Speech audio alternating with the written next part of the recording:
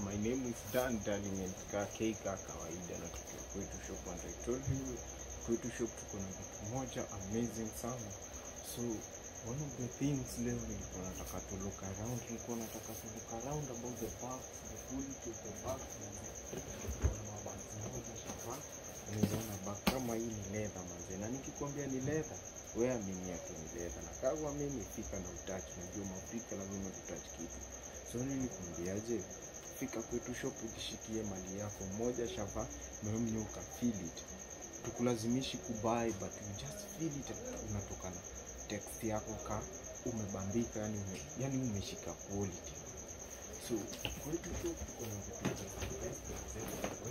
nasija kuonyesha zote manze, na kuonyesha tu ina feel juu nataka ufike Kwetu Shop mwenyewe ujione mitambo. So Kwetu Shop we hope for the best